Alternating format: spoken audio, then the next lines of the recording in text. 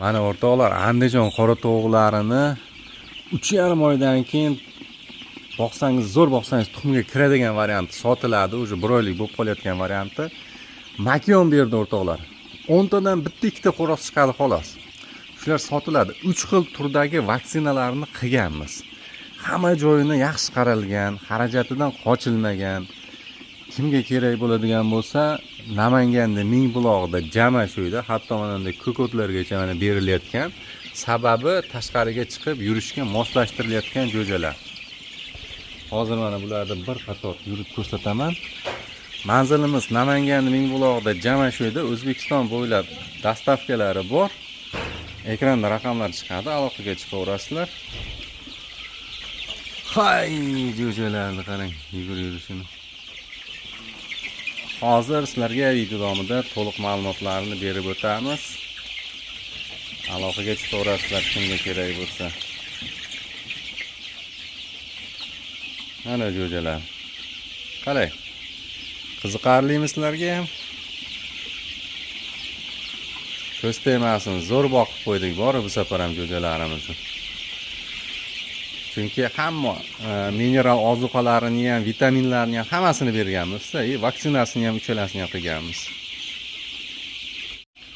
Assalomu alaykum, bizni qadrli, hurmatli YouTube tomoshabinlar, yaxshimisizlar, charchamasdan hammalaring. Xo'p, o'rtoqlar, anchadan beri video qo'yganimiz yo'q edi. Navbatdagi partiyamiz tayyor bo'ldi sotuvga. Andijon qora tovuqlarini o'sha tuxum yo'nalishidagi ser tuxum tovuqlarni jo'jalardan sotiladi o'rtoqlar mana. Ana shu jo'jalarimiz 1 oylikka yaqin bo'lib qoldi. Narxi 28 ming so'm.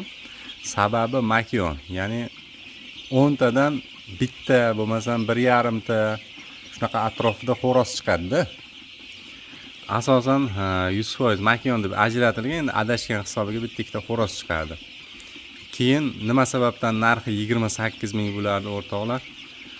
Bularni 3 xil turdagi vaksinasini qilganmiz. Ya'ni xarajatidan qochmasdan qilinayotgan narsalarda ertaga boquvchiga ham qiyin bo'lmasligi uchun. Patlari chiqib qolgan, ko'chalarda mana bemalol yurib o't yeydigan variant, hatto erinmasdan mana o'tlarni ham olib kelib beriladi, sababi moslashtirib qo'yilgan.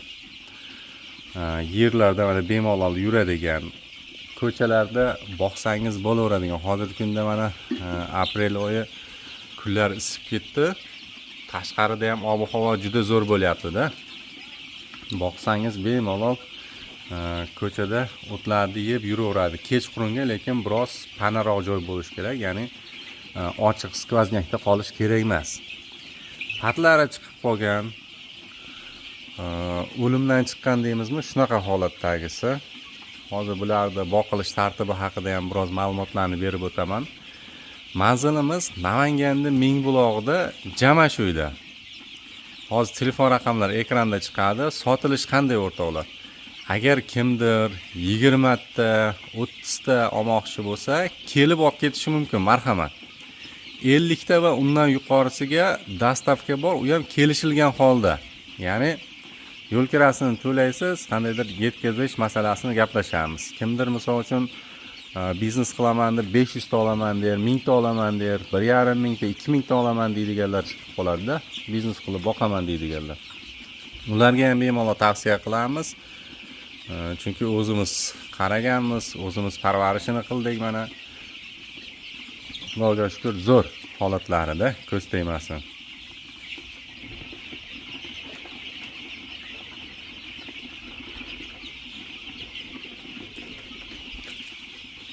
Yana o'tlarni bemalol cho'qib yeyishyapti. Ya'ni bu video uchun birinchi kun olib qo'yishim emas.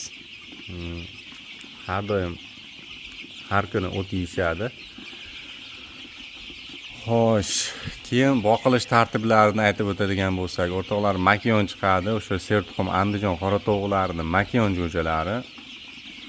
Endi buni boqilish tartibiga keladigan bo'lsak, hozirgi kunda bizda polna ratsionni deydi. Ya'ni ratsionni mana bunday granula yem yeyib turgan. Lekin makkani maydalab, bug'doyni maydalab bersangiz ham bemalol yeyveradi o'rtoqlar. Ya'ni ularni ham yeydigan. Bug'doyni ham maydalab bersangiz bo'ladi, makkani ham, lekin o'sha bug'doy makkani o'zi bilan bo'lmaydi. Ya'ni boshqa qo'shimchalarni ham, ya'ni ko'chaga chiqarib o'tlarni yegizib bir boqishingiz kerak bo'ladi. Shunda yaxshiroq, tezroq kattaroq bo'ladi. Hozir sotib olganingizdan keyin 4 oydan keyin taxminan tuxum boshlaydi. Yaxshi boqilganda 3,5 oyda, ya'ni siz sotib olganingizdan keyin 3,5 oyda tuxum berishni boshlaydi. Asosiysi zo'r boqing, zo'r qarang, shunda ham sog'lom, ham yaxshi yetillaydi-da. Xarajatidan qochmasdan buni yaxshi boqish kerak. Ya'ni mehr berish kerak. Parvarishlash kerak. Ana o'shanda siz kutgan natijani, siz kutgandek misol uchun 10 ta makiyondan 9 ta shunaqa tuxum olasiz-da. Lekin bir tuxumga kirib qolgandan keyin patillatib tug'ishadi bular bor. Chunki o'zim boqqanman oldin ham.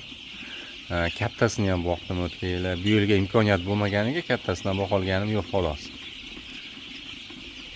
O'zbekiston bo'ylab dastavka qilib berishga harakat qilamiz. Ya'ni yetkazish masalasida shopirli bolalar bor, ya'ni tashlab berishadi. Kimlar 200 ta, kimlar 500 ta oladigan bo'lsa, ularni ham kelishgan holda tashlab beramiz. Hammasini yetkazib beramiz. Yetib borgandan keyin nima deydi, tirigiga hisob kitob qilinadi. Ya'ni yo'l kira to'laganingizdan keyin albatta tirik yetib borishiga, ya'ni oyoqda turganiga pul sanaysiz-da. Yiqilgan, o'lganiga pul sanamaysiz o'rtoqlar. U yog'i ham bor.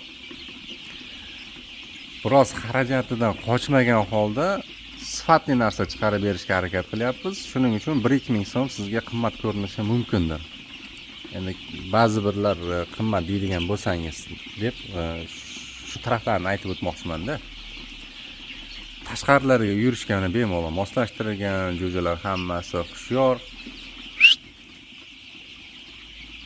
Asta-asta o'tyapti bular. Birdan cho'chib borsangiz patrab ketadi. Uni keragi yo'q uni qilishda.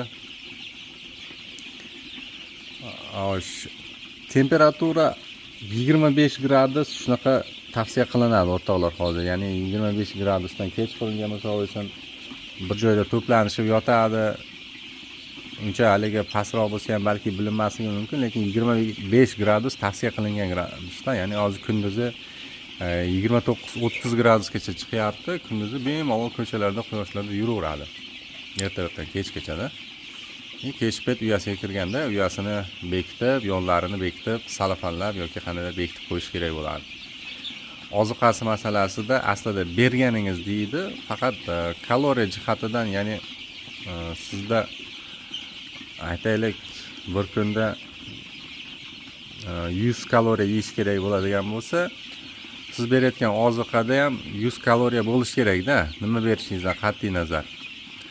Shunda hammasi sog'lom, yaxshi katta bo'laveradi bemalol. Manzilimizni eslatib o'tamiz. Namanganda Mingbuloqda Jamashuvda kelib olib ketishingiz ham mumkin yoki kelishilgan holda dastavkalarimiz ham bor. Ekranda raqamlar chiqqan, shularga murojaat qilasiz. Telegram orqali ham yozishingiz mumkin. Lokatsiya tashlab beramiz, kelib xarid qilib olib ketishingiz mumkin. O'rtoqlar, e'tiborlaringiz uchun rahmat. Qaysidir ma'lumotlarni bermagan bo'lsam uzr so'rayman. Qiziq bo'lsa aloqaga chiqaverasizlar.